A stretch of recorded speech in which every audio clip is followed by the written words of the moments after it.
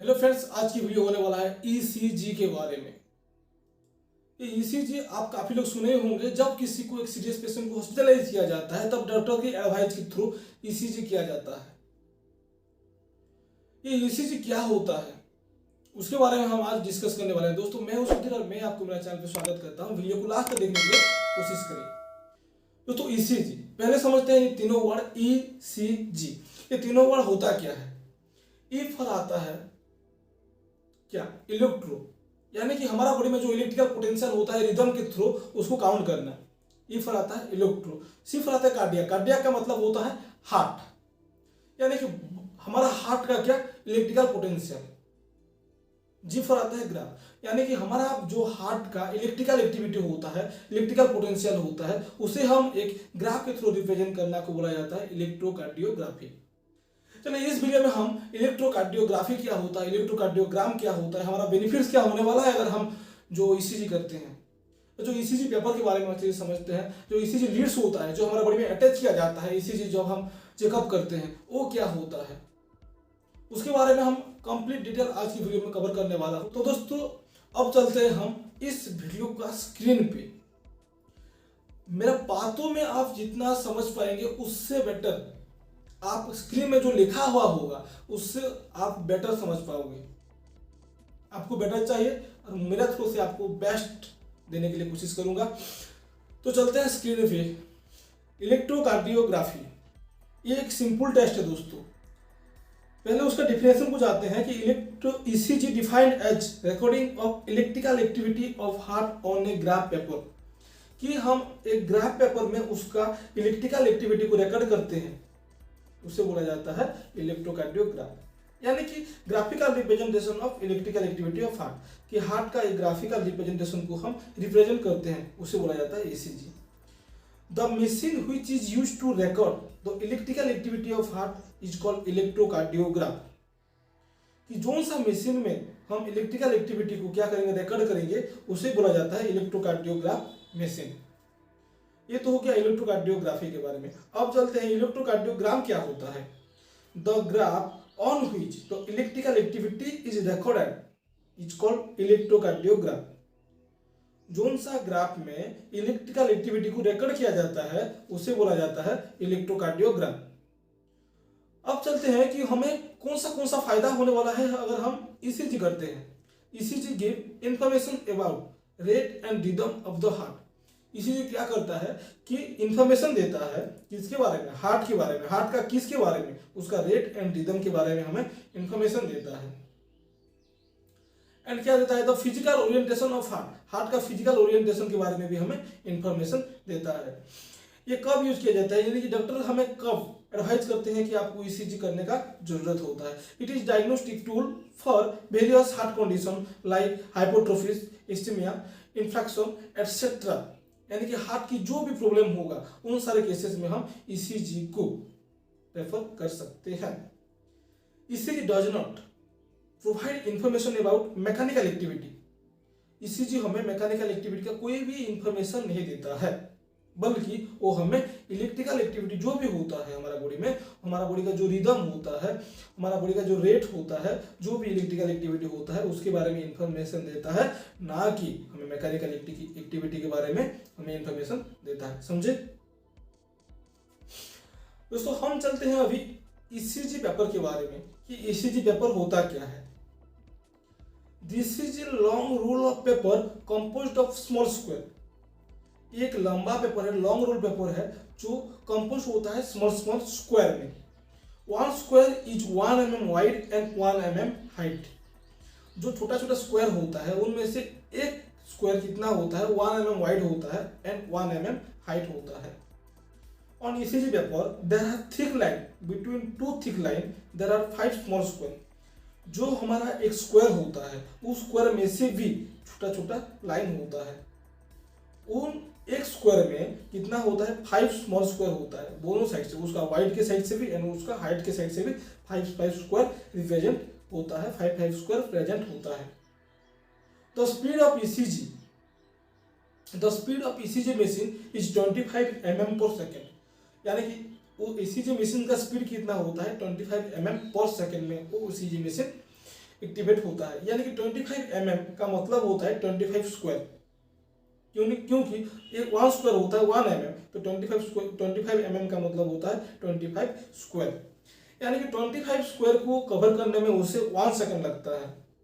तो एक छोटा सा स्क्वायर को कवर करने में उसे कितना टाइम लगेगा, 1/25 सेकंड, यानी कि 0.04 सेकंड लगेगा। ईसीजी मशीन को एक छोटा सा स्मॉल स्क्वायर को कवर करने में 0.04 सेकंड लगता है। दोस्तों ये रहा ईसीजी पेपर के बारे में, आप लोग स्क्रीन में देख के उसे और अच्छे से समझ सकते हैं।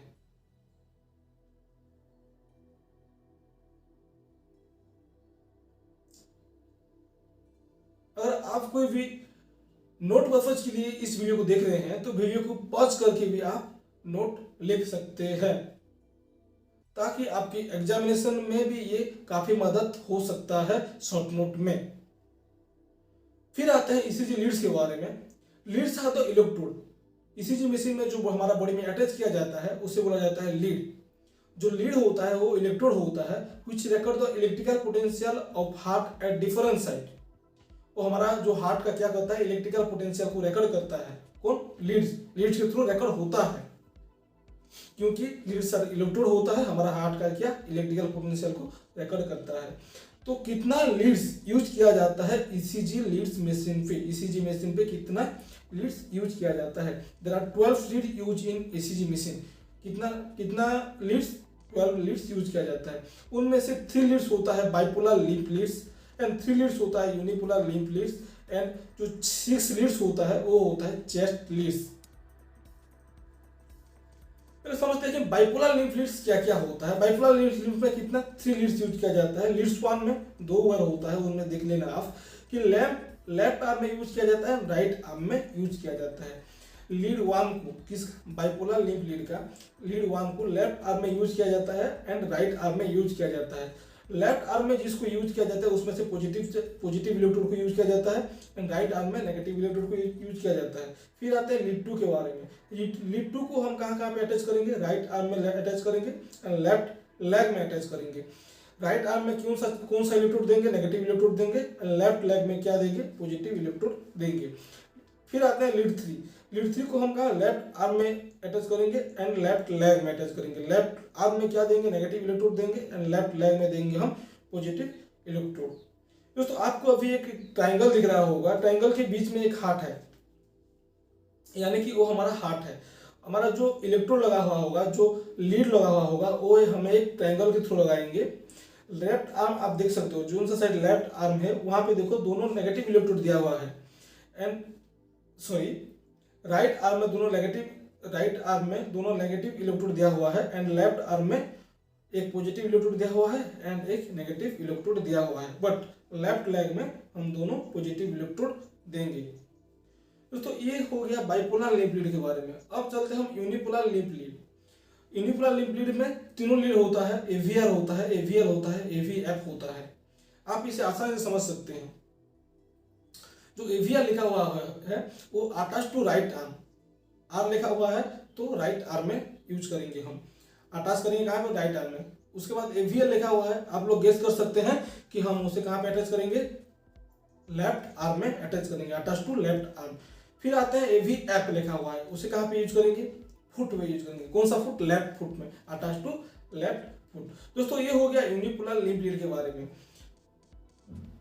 आते हैं दोस्तों कि चेस्ट लीड्स, कि चेस्ट में कितना लीड्स होता है, 6 लीड्स होता है। उसे हम यूनिफॉर्मली अकॉर्डिंगली जैसे चाहिए, हम जैसे लिखा हुआ होगा उसमें से ऐसे यूज अटैच कर सकते हैं हमारा चेस्ट के ऊपर में 6 लीड्स को। यानी कि चेस्ट के ऊपर में कितना लीड्स यूज होगा, 6 लीड्स यूज होगा। दोस्तों ये हो गया लीड्स के बारे में। आपको एक ट्रायंगल दिख रहा होगा, उसमें से जैसा लगा हुआ है आप ऐसे लगा सकते हैं ईसीजी मशीन का लीड्स को। दोस्तों ये जो ईसीजी मशीन होता है ये वो रूल को फॉलो करता है, वो रूल को बोला जाता है एंथोवियन रूल्स, एंथोवियन रूल्स। चलिए ये एंथोवियन रूल का स्टेटमेंट क्या बोलता है। Einthoven law state that if the electrical potential of 2 leads are known at any instant, the third can be known or determined by simply summing the first and second।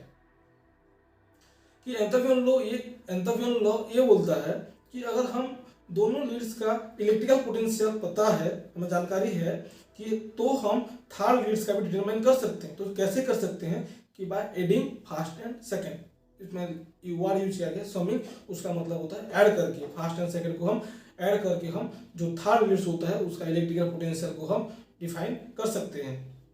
दोस्तों ये रहा ECG के बारे में। Electrocardiography क्या होता है, electrocardiogram क्या होता है, हमें कौन सा बेनिफिट्स होने वाला है, ईसीजी पेपर क्या होता है, ईसीजी लीड्स क्या होता है, एंथोपियन रूल का स्टेटमेंट क्या होता है, इन सारे टॉपिक के बारे में हम आज की वीडियो में कवर करेंगे। दोस्तों आप अगर मेरे चैनल को पहली बार आए हो तो चैनल को सब्सक्राइब करके जाना और बेल आइकन बटन को दबाना मत भूलिए। फिर मिलते हैं नेक्स्ट वीडियो में, तब तक के लिए खुश रहे, मस्त रहे, स्वस्थ रहे और बोलते रहे जय महाकाल।